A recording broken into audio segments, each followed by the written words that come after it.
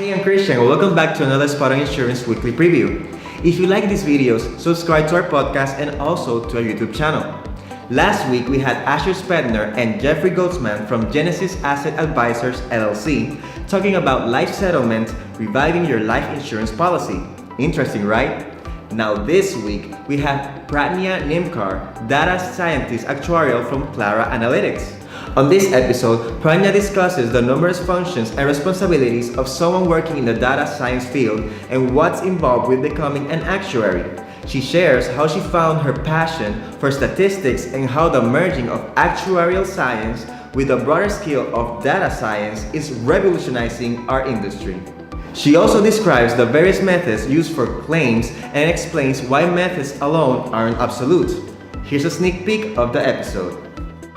Pradnya, welcome to Spot on Insurance. Thank you, Ted and Arlene. I'm so excited to be here. I've been looking forward to this. What are the typical duties of a reserving actuary? That's a great question.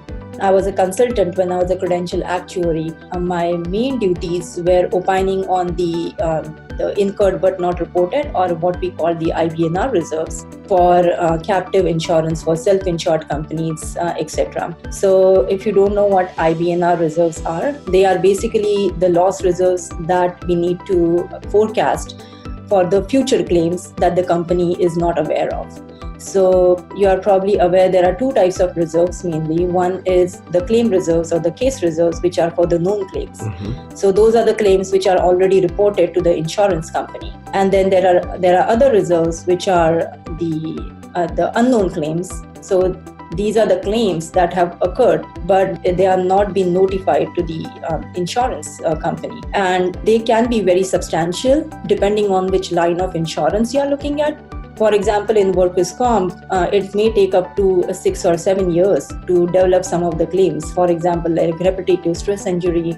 Some of the notorious ones in the past has been like asbestos claims, where you are exposed to asbestos but you are not aware that you have somebody has developed lung cancer for another 20 years. So then there is that lag of 20 years. Wow. So that's why the IBNR reserves can be very substantial. They can run into like millions, and even for like top 10 insurance companies. If you look at the balance sheet of the top 10 insurance companies, which are publicly available, you can look at that number and it actually runs into billions of dollars. So it's a pretty substantial amount, and that's why what actuaries do has a direct impact on the balance sheet. If you want to learn more, subscribe to our podcast. What are you waiting for? Subscribe!